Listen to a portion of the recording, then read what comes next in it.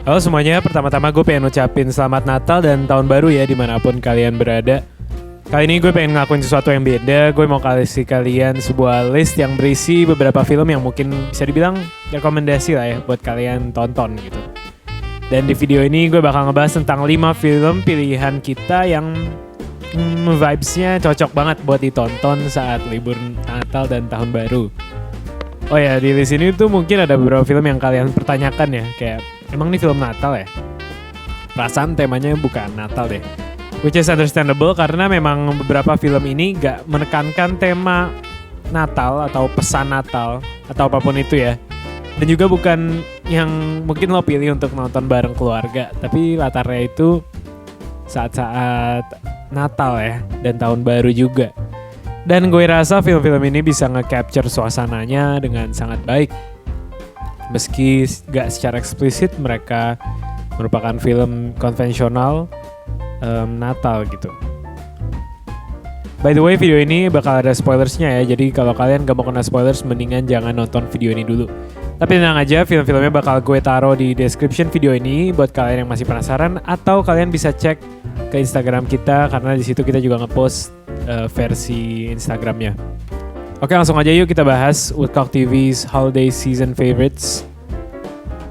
Film pertama di list ini adalah Eyes Wide Shut. Film terakhirnya Stanley Kubrick ini emang bukan film keluarga ya. Banyak yang impresi pertamanya tuh dari film ini ya fokusnya di sex cult itu sendiri. Tapi yang jarang orang perhatiin tuh film ini settingnya adalah saat Natal. Mulai dari pesta Natal pada awal film ini hingga scene akhir di mana Nicole Kidman dan Tom Cruise beli kado Natal buat anaknya. Simbolisme Natal tuh berserakan di segala sudut layar sepanjang durasi film ini. Ketika si Tom Cruise menyusuri jalanan kota New York di malam hari untuk mencari cara melampiaskan amarah dan nafsunya itu, lampu-lampu Natal di sekeliling kota itu menyinari perjalanannya. Dan entah kenapa New York itu merupakan kota yang tepat ya menurut gue untuk membuat sebuah film yang berlatar di saat Natal atau Tahun Baru, karena adanya gedung-gedung yang tinggi, terus lampu-lampu dan cahaya yang terang dan warna-warni, terus orang-orang di pinggir jalan yang meramaikan suasana. Itu entah kenapa kayak jadi pas aja menurut gue. Apalagi karakternya Tom Cruise itu jalan-jalan sendirian gitu ya malam-malam. Terus kalau kalian lihat di halaman Wikipedia-nya bahkan ada bagian yang berjudul Christmas Setting. Ini tuh gara-gara sebenarnya novel yang menjadi dasar adaptasi buat film ini tuh nggak berlatar di saat Natal. Tapi Kubrick memilih untuk membuat filmnya berlatar di saat Natal gitu. Jadi itu tuh merupakan sebuah conscious decision yang udah ngebuat banyak orang tuh memperdebatkan sebenarnya apa sih makna Natal di film ini. Ada yang bilang ini cuma perihal lighting doang, ada yang bilang ini merupakan simbol dari konsumerisme dan kritik terhadap kelas elit, atau masih banyak lagi deh interpretasinya. Bahkan seperti yang tadi gue bilang, film ini tuh dibuka dan ditutup dengan adegan yang bertema Natal. Mungkin nanti akan gue bahas lebih dalam deh kalau gue nge-review film ini. Kedua, Tangerine. Sean Baker emang mungkin lebih dikenal dengan karyanya yang dirilis pada tahun 2017 yaitu The Florida Project. Rilisan A24 itu emang dapat banyak nominasi ya untuk penghargaan dan masuk ke daftar film-film terbaik di tahun rilisnya. Gue juga pertama kali tahu nama Sean Baker itu dari film Florida Project. Tapi ternyata gue tuh lebih suka sama filmnya yang dirilis 2 tahun sebelum itu, yaitu Tangerine. Film ini juga bukan film Natal konvensional yang enak ditonton bareng keluarga. Dan udah pasti film ini gak bakal ditayangin sih di televisi ya saat Natal. Tangerine merupakan film komedi yang bercerita tentang 2 perempuan transgender yang bekerja sebagai sex worker. Dan mereka tuh mencari mucikari mereka di kota Los Angeles saat malam Natal. Meskipun bukan tentang keluarga, tapi film ini menurut gue memiliki unsur kekeluargaan yang kelihatan dari hubungan 2 karakter utama kita ya, Cindy dan Alexandra. Kejadian-kejadian di film ini tuh berlangsung selama 1 hari. Dan meskipun ada konflik yang cukup besar yang terjadi antara 2 karakter itu, pada akhirnya saat mereka berada di tempat laundry pakaian berdua doang di penghujung film ini, mereka jadi sadar bahwa apapun yang terjadi di sekeliling mereka, mereka tuh masih memiliki satu sama lain. Nah, tapi yang paling gue suka dari Tangerine dan yang bikin film ini tuh rewatchable banget sih adalah unsur komedinya ya. Film ini bener-bener kocak banget, dialognya tuh pecah. Gue tuh gak berhenti ketawa dari awal sampai habis. Oh ya, gue lupa bilang film itu juga di-shoot menggunakan iPhone 5S loh. Nah, film ketiga di list ini juga merupakan film tertua dari antara 4 film lainnya. Dirilis pada tahun 1940, The Shop Around the Corner merupakan salah satu film romcom yang paling influential sepanjang masa.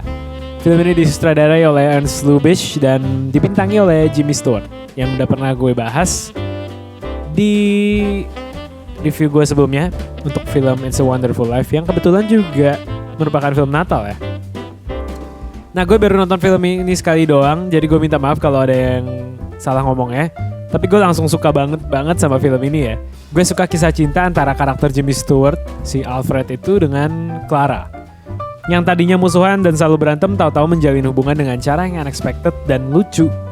Gue inget banget scene di restoran tempat Jimmy Stewart mau ketemu dengan perempuan anonim yang kirim-kiriman surat sama dia, tapi dia malah kaget karena ternyata perempuan anonim itu adalah Clara, teman kerja yang berantem mulu sama dia. Nah, tapi si Clara itu kan nggak tahu ya. Dan Jimmy tuh nggak langsung nge-reveal identitasnya gitu sebagai laki-laki di balik surat-surat yang diterima oleh Clara. Nah, mulai dari bagian ini tuh filmnya makin menarik ya, karena di sini Jimmy yang tadinya bermasalah mulu dengan Clara jadi mencoba untuk menyembunyikan identitasnya itu, dan perlahan-lahan dinamika mereka tuh berubah gitu dan jadi semakin menarik ya, sampai di klimaks di mana itu ada di akhir film ya saat malam Natal, saat karakternya Jimmy akhirnya mengakui bahwa sebenarnya ia adalah laki-laki di balik surat-surat itu.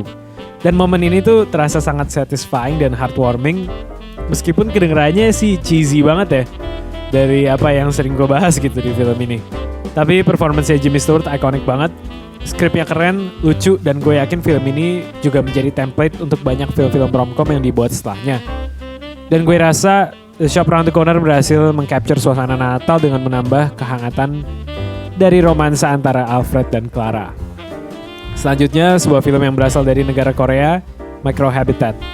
Sebenarnya sih Microhabitat tuh nggak secara obvious bertema Natal, atau bahkan berlatar di saat Natal ya.